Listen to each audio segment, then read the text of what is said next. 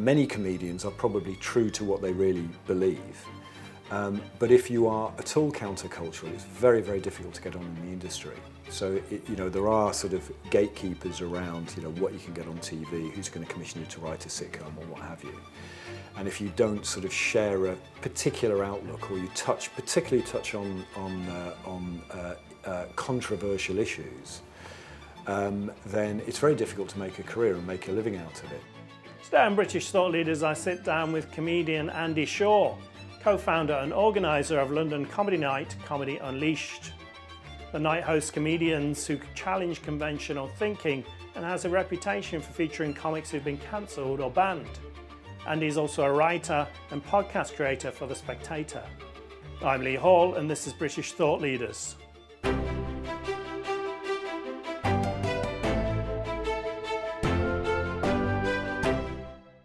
Andy Shaw, thanks for joining us on British Thought Leaders. Thanks for inviting me. In 2018, you founded Comedy Unleashed. Could you tell us a bit about your comedy night and what's different about it? Sure, yeah. So we very grandly call it the home of free-thinking comedy. But it's really a permissive space for comedians of all different sort of backgrounds, cultural perspectives, political views, to say what they like, to experiment, to have fun. And the only real judge on their comedy is whether the audience laughs or not. Andrew Doyle and I set the club up in 2018 because we felt that comedy was becoming more and more sort of constricted in its outlook and more bland. And I think it was probably really the Brexit vote in 2016, and also then Trump getting elected over in the States, just sort of put this sort of shiver of fear through a sort of the cultural establishment of society. And the response to it, the sort of fairly visceral response, also reflected itself in the arts and in comedy. And I remember going to a comedy night in one of the big clubs in the West End, and one of the comedians said, "Did anyone here vote to leave the EU, vote for Brexit?" And someone put their hand up, and they were just lampooned through the entire evening. And I actually felt quite sorry for them. Now, it's not that you shouldn't be able to make jokes about Brexit voters, quite right, but equally the sort of fairly hysterical Remainer response was not reflected in comedy. So it all just felt very, very one-sided. And Andrew and I decided to put a gig on where we just tried to find people who didn't vote against Brexit. Trying to find as many comedians as we could. And we put a night on. And I remember Dominic Frisby, who was the MC on that evening, saying, "Right, who in here voted leave?" Half the audience went, "Hey!" "Who in here voted remain?" The other half of the audience went, "Hey!" Dominic said, 52-48. It's like Britain. And it was so liberating because it did actually reflect the realities of the British population.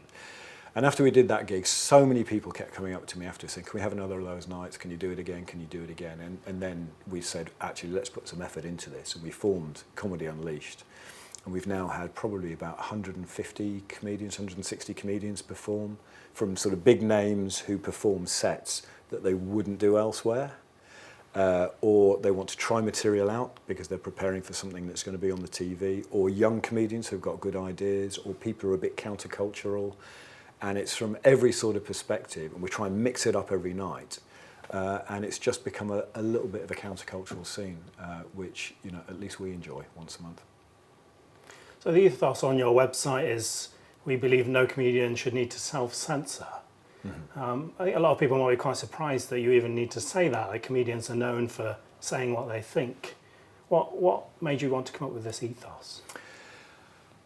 I wish comedians would say what they think, or rather, I wish that there were more comedians who think differently, who actually could have a career as a comedian. So I think, many comedians are probably true to what they really believe.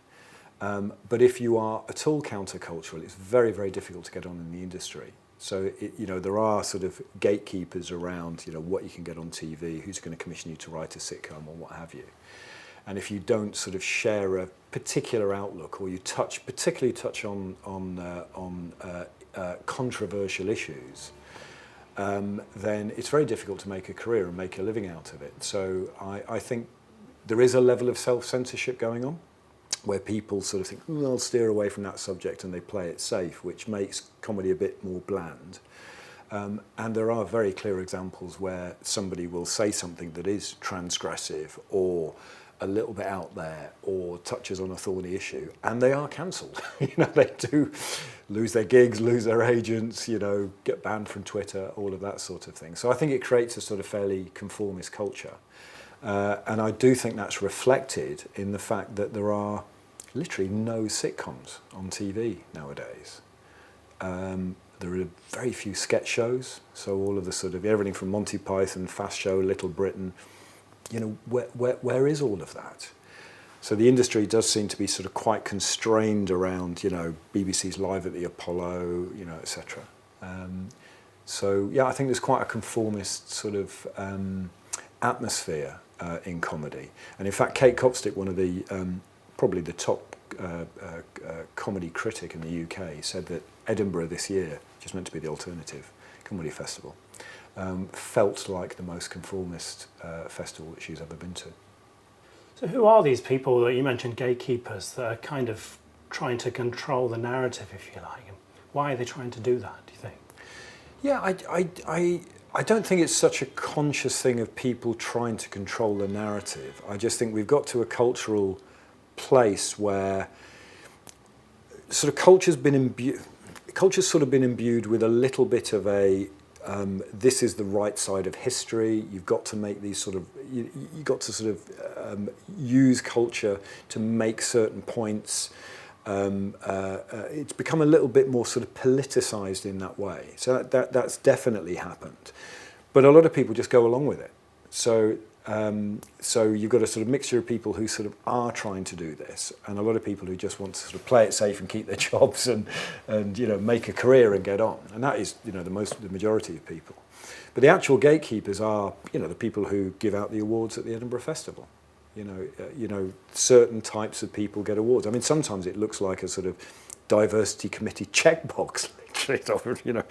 One of them, and it just think, but they're not funny. I've watched it and I sort of get what they're trying to do, but it's not funny. It's not gut-wrenchingly funny. So the gatekeepers are, people who run the awards, people who run the festivals, the relatively small number of commissioners in TV, which sort of have their coterie of people they trust and they like, and if there's an idea is pitched, it's a friend of a friend and that sort of thing. So it's a relatively small industry, and it is sort of fairly self-contained. I've heard some comedians had even been asked to sign an agreement not to joke about certain subjects. Do you have any examples of that?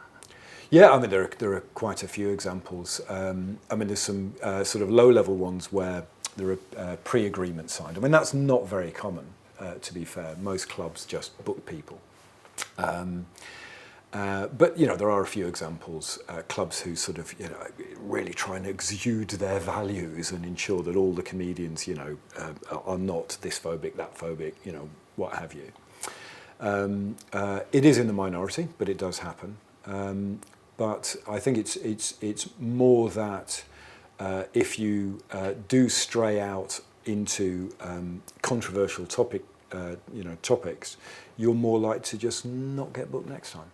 So the sort of quiet cancellation is much more effective than the big sort of, you must sign this agreement, or, you've been on and we cancel you. It's more that you just sort of don't get invited to the party. Right. Talking about cancellations, probably the biggest one that I'd heard of was Jerry Sadowitz at Edinburgh this year. Yeah. The Pleasance Theatre accused him of extreme racism, sexism, homophobia and misogyny. They did. He said they cheapened and simplified his act. What are your thoughts on that situation? Well, Jerry is utterly offensive. He's totally self-loathing. He offends everybody in the room, and it's just, his act is absolutely misanthropic. And the reason people go and see him is because it is hilariously funny. It is so transgressive and so inappropriate and so wrong and so cleverly done, the way that this character rants on stage. It is gut-wrenchingly roll in the aisles funny. His act was called Not For Anyone, which is, it's like, if you have any doubt what you're going to go and see, that says it all. Everybody knows Gerry Sadowitz, what he's like. He's also hugely respected by comedians. Gerry's been going for 40 odd years, and he is the comedian's comedian. So whatever people's political or cultural perspective and background in the comedy world, the vast majority of comedians have huge amounts of respect for Gerry Sadowitz. So when he was cancelled, I think it was more than when, say, Roy Chubby Brown is cancelled in Sheffield, where most comedians think, oh, it's a bit tacky, all of that stuff. But Gerry is really respected. So I do think it was a watershed in the comedy world, that the biggest alternative comedy festival in the world, the Edinburgh Fringe, with one of the most long-serving comedians, is cancelled, is a bit of a watershed moment. And I was surprised about the sort of muted response to it. Well, it's interesting, Gerry never normally talks about his work. You go and see him, no one is ever allowed to film anything. He doesn't want people to write about it. It's just, you come, see the act, go home, that's it. And he doesn't talk, he doesn't do interviews. But after this one, he did. And he said, people are hearing the words, but they're not listening to what's being said.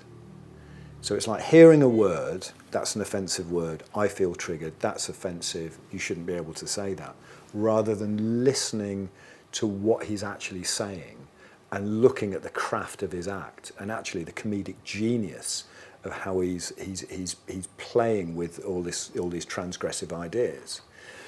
So, his response is, this is just, it's just Philistinism. It's the sort of angry Philistines are listened to, rather than, venue owners who should just be saying, look, I'll put on whatever acts. The only judge of whether the act is good is whether you fill the room or not and people laugh. I think the thing that did force Gerry to come out and talk is the venue started off saying, he doesn't conform with our values. And then it was either a day or 2 days later, they then said, in response to some articles that were written about it, they said he is homophobic, racist, transphobic, etc., etc. And I think that's where Gerry genuinely got upset, that he said, you're not listening to what I'm doing. You're not trying to make sense of it. You're just reacting to a few words. And hence he came out and felt the need to talk about it. So have we reached an age where irony is dead? You can't kind of be ironically offensive because people will just understand the surface value and can't accept that you're trying to do something a bit deeper to kind of expose the thing that you're lampooning. I think for most people, irony is not dead. Sarcasm's not dead. All the different aspects of it, even dark humour on the when you're working in the emergency services or on the hospital wards, humour gets you through life, and humour and getting a joke shows a level of intellectual understanding. I think for most people, irony is not dead at all. We're surrounded by material that could be satirised. I mean, life is so bonkers nowadays. I think people find it funny in real life. I think in certain areas it is harder. If you've got one person who seeks to take offence and they know that they have the power to bring you down, there are people who can sense that power, and it does attract bad actors, people who have a bit of a power, who want to get on a bit of a power trip. There are some people who are quite naive, who've just been schooled in this, safe space environment, and everybody should just sort of use all the right words, and if they hear it, it's sort of, well, that's wrong, I need to report that. So I think it is harder in certain places. It's more risky to be funny or to try and be funny, because the consequence of getting it wrong, or somebody accidentally misunderstanding what you're saying or willfully misunderstanding what you're saying and then reporting it to a higher authority, can have pretty disastrous consequences at work, or you get banned on Twitter, or you don't get the gig. So I think in real life, I think there's a big disconnect between how people are, how most people are, and how certain environments are, and how they're sort of policed and managed. When Gerry Sadowitz did get cancelled, some fairly big TV names like Catherine Ryan and Richard Herring came out in defence of him. Why would these TV celebrities kind of risk their reputation to defend someone who has been extremely racist, misogynist, etc., if that really was the case? Yeah, I think, and also Jack D came out and defended him as well. Hats off to them. But you've named two and I've named one. Let's try and name some more. Where's everybody else? Right. I think in a different environment, if we were living in a society where you had an overtly authoritarian government that was censoring comedy, and somebody got banned, the whole of the comedic world would rally around that person. And it's bizarre to me that we have a different type of censorship going on. And people look at their shoes and shuffle off and sort of, oh, it's nothing to do with me, And so, a few people do stick their heads above the parapet. Now, the people who do are well-established, well-respected people who will be able to maintain their careers. I think the big effect that it has is on people who are, a couple of levels below that, who are trying to make their career or, trying to get that gig on TV. All those people, steer clear and try and avoid the controversial issues because, the bigger name, Ricky Gervais, for example, he can just do what he wants. He's got millions in the bank. Netflix know he's going to put a special out and there's millions and millions of people are going to watch. He can do anything he wants. He can say what he wants. No one can touch him. So he's genuinely free to say what he thinks. But most of us aren't in that situation. You mentioned Ricky Gervais and a couple of other big names who've refused to toe the woke line, if you like Chris Rock or Louis C.K. Yeah. They don't kind of disappear. They actually seem to be doing quite well. Do you think this shows a kind of mismatch between what the public want and what the entertainment providers want to give them? Absolutely. I mean, you've hit the nail on the head. There's a huge audience out there for genuine humour and good comedy. And, you can turn on the TV and you can go to a lot of clubs and you just don't find it. There's a bit of tittering and a bit of laughter, but there's a huge disjoint between the sort of cultural curators who think they know what's best for people and what people do really want. I remember there's a video you can look up on YouTube of Frank Zappa saying what killed the music industry. And he said, do you know what? I don't want any music executives to actually like music or understand music. I just want them to make money. So it used to be great because the guys in the pinstripe suits just said, right, I don't know anything about you, right, I'll put the album out. If it sells well, we'll do a second album. And he said they were great because they wanted to make the money. There's an audience out there, and then we could just follow our art, produce the music and what have you, and it would just sell millions and millions. He said the big problem happened when the hippies started to take over. Started off as an intern, became the managers, became the guys finding the bands and deciding what gets put out. And they thought they knew what the public wanted. But actually all they did is reflect their own opinions. And of course the record sales went down and down and down, and then they missed all the new musical trends. And I think that's what we've got here, is I'd much rather people just, two things. One is people just want to make money. So a venue just thinks, I want to fill this venue. Or Netflix thinks, I just want a big audience, and just puts people on and tries stuff out. And secondly, commissioners who recognise potential or something new in an artist and give them a bit of support and space and resources to try it out. Spike Milligan would never have got on television nowadays. I mean, there's so many shows that would just never have got a break if they didn't have a slightly rogue commissioner who just thought, there's something in that, give it a go and see if it works. So I think that, I'd much rather it gets back to people who just want to make money and people who have, just love art and love culture and just want to try stuff out, rather than these people who sort of think they know best and then they sort of manage it all for the rest of us. If we turn on the TV to watch some comedy, it feels it's very left-leaning these days. It's hard to find anything that's a bit more kind of right-leaning or conservative with a small c. Yeah. Is this the media reflecting the change in society, or is this the media kind of trying to push a cultural change on people? I think it just reflect the worldview of the people who run media. And to be honest, in the arts, it's always been left-leaning. You know, the arts has always been more liberal than probably most of society, and certainly than the establishment. You know, it's been said by many people that we now have the sort of left-leaning people are the establishment, and that is true. But it has, you know, largely been the case throughout sort of, you know, cultural history, certainly in sort of, you know, in the last sort of 50, 60 years. I think what has changed though is that culture's become a little bit more politicized in the sense that it's seen that we need to educate people a little. We need to sort of reflect these sorts of values because they're worried that you know, that people are a little bit bigoted or a little bit stupid or what have you. I think that's definitely true. Is that there's a lot of art that's become more self-consciously educational in the way that it's presented. I also think that it's not necessarily an issue of left and right. So I know everyone will sort of bang on about the Tories. But they won't, you know, go on about Just Stop Oil or, you know, the madness of the whole trans debate or what have you.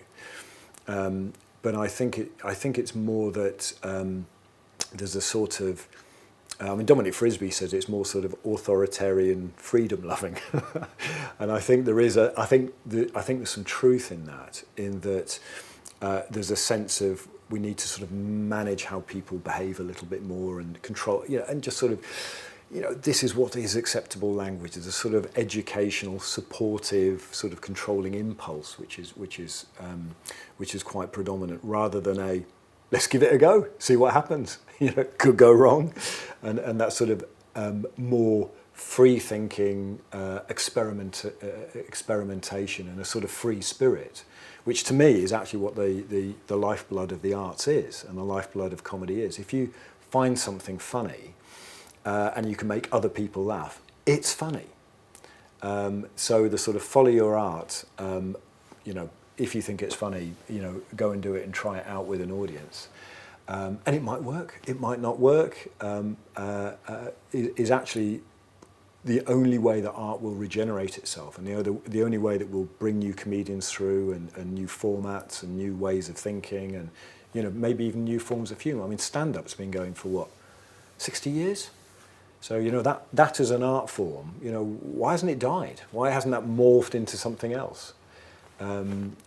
So I think you need that free spirit, and the key thing is that you've got to trust people.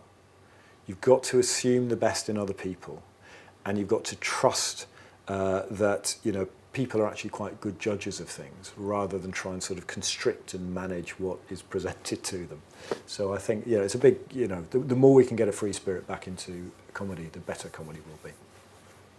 Moving on from talking about comedians to the general public, I'm thinking back to when I entered the workplace. It was kind of a rite of passage that someone would take the mickey out of you, you'd be the butt of a joke, and you had to take it, possibly you'd make a joke back. But in modern society, it feels we've lost that to some degree because we might offend someone. Do you think jokes still have a place in our modern workplace or modern society? I absolutely do, yeah. So, and I remember that as well. I remember when I started working for a big corporate amongst a bunch of engineers, telecoms engineers, and there was banter all the time. And you earned respect if you could come back with something that was cleverer, or was a play on what they did, or was a slight put down. And in fact, you know, people weren't offended by it, but that's how you earned respect. You also felt that when people gave you a nickname or you know, took the mick, you were treated as a bit of one of the gang. So it was a sort of, you know, it created a sort of camaraderie amongst people working together. So I think, I mean, I don't know now, I don't work there, I don't know what it would be like if I was a young guy going to work there now, what the atmosphere would be like. But I do get the sense that it isn't like it used to be. And also the sort of dark humour that you get in very stressful situations, you know, working in the police, in the fire brigade, nurses working on A&E through the night shift. The sort of, if the patients heard what the nurses used to joke about. but that sort of dark humour is a way of, having some sort of relief, and the people who are working through that situation having a sense of camaraderie amongst them. And I think it's really important. I think humour is a really important social release. I think at work it must be a lot harder because it only takes one person to take offence and then go to HR, and the consequences are you could be disciplined, you could lose your job. The consequences of it are quite severe. There isn't a sort of culture of. Interestingly, I did chaired a session at a thing called the Battle of Ideas last weekend, and Tamandra Harkness made a point that when she started working in quite a male environment, there were like girly calendars on the wall, and it was lads' banter. And she felt quite awkward as the only woman working in the workplace. But she challenged it, not in an aggressive way, but just like, I don't really like that. And they sort of moderated their behaviour a little bit. But she said what really made a difference is when more and more women started working there. And the sense of the humour wasn't lost, but it was less lads' banter and more everyone bantering with each other. She said, that's what changed the environment. So that's how it should be, rather than, you imagine she started working there. All the lads have been working there for 20 years. She turns up, she takes offence, complains to management. It's not going to help her sort of fit in. And also the consequences for those lads could be quite disastrous. So I can imagine, things at work in sort of, public service and in corporates are quite different. I'm sure I know for a fact, because I do it, it's very different in small workplaces where you all know each other and there isn't a big HR department. I suppose the other thing is that a lot of jokes have gone online, into WhatsApp. So rather than jokes in the office, it's sort of, jokes on WhatsApp. So it's almost been sort of hidden and privatised amongst people who trust each other, which is, a bit of a sad state of affairs, really. So should people take more risks, do you think, to try and kind of bring things back? Yeah, I think, do what you can. I think we can all talk about what's happening in culture and around free speech and what have you, and we can talk about it at an intellectual level. But I think it's equally important to just go and do it. It's a bit like setting the comedy club up. We were saying, comedy clubs aren't so much fun, and this happened to me, and isn't that bad? And we just, why don't we set a club up? So we've got, do what we believe in and set it up, and try and make something happen. So I think the more people do that, the more people do take a stand. If you're a venue owner and somebody complains about an act, you say to them, okay, if you didn't like it, that's fine, don't come again. But if you don't let that happen, you're denying all the people who want to see it. Because free speech works two ways. It's my right to say something, but I think that's even more important is the social value of free speech, which is all of our right to listen to and watch and read whatever we want and make our own minds up.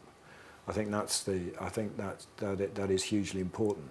And I think more people demanding the right to do that. Don't ban that because I want to see what they've got to say. And I might not agree with them, but I want to make my own mind up. Don't treat me like a child. I think the more people who do that, alongside the people who do want to write what they want or produce whatever comedy they want, just find a way of doing it. And if it's any good, you will find an audience. So I would really encourage people to, where they can, clearly if it's, if you're at work and it's a difficult situation, maybe not, you don't want to lose your job, but I think as much as possible, people sort of stand up for what they believe in and follow their art and follow what they find funny, follow what they believe to be true to themselves, then I think, we can change this culture around, because I think it's very fragile. I think most people don't buy into it. I think the vast majority of people don't buy into it, but it's sort of there's like a sort of thin veneer of sort of blandness that if more and more people break through it, I think we can really turn things around. Seems even our everyday language is affected by this political correctness culture. You find yourself not using certain words in case someone gets offended and things like that. And should we just accept that that's how the world is now, or should we be kind of trying to push back a little? Well, language normally changes because of people's everyday experience. So new words, are added into the dictionary when they, generate or develop a meaning within society. So normally language changes from the bottom up, if you like, from people's everyday experiences or certain subcultures. I think what's happening here is the other way around, is that language is being reinvented for us to then adopt it. And I think that's a very, very different thing. So no, I don't think we should accept it. I think we should say what we believe best describes what we're trying to say and what we know to be true. I think if language becomes something that's manipulated, and you've got to use certain words and be very careful about what you say, I think we start doubting ourselves. And we're sort of almost like looking to others for guidance. And guess who's going to give us the guidance? It's all the people who put themselves up as our educators, the people who know best for us. No, I think trust your own judgment. Think for yourself. Say what you believe to be true. I think that's the right way to go. Now, in reality, we also are sensitive to other people. So we all want to be liked. We all want other people to feel comfortable, and just like we do in everyday life, whether we're in the pub or at work, we do what's called code switching. I don't swear at work, but if I'm in the pub, I do, and I tell jokes and what have you. So I think everybody adapts to the different situations that they're in, because we are sociable and we want everyone to get on well with each other. But as a general rule, I think saying what you believe to be true and choosing the right words to convey what you're really trying to express is absolutely the right thing to do. If our viewers want to find out more about your comedy night, where can they find that? Right, okay. So the website is comedyunleashed.co.uk. If you go onto YouTube and search Comedy Unleashed, we've got about 60,000 subscribers, so we try and put as much video content out there as we can. At Unleashed Comedy on Twitter. We are going to be doing more gigs around the country as well as the UK. We're just about to finish a 15-day UK-wide tour, so it's not just London. And also, if there's anyone out there who is a comedian who would like to get on stage and they think they've got something a little bit countercultural, a little bit different, then email us. You can find our email on the website, and it would be great to hear from them. Andy Shaw, thanks for joining us on British Thought Leaders. Thank you very much.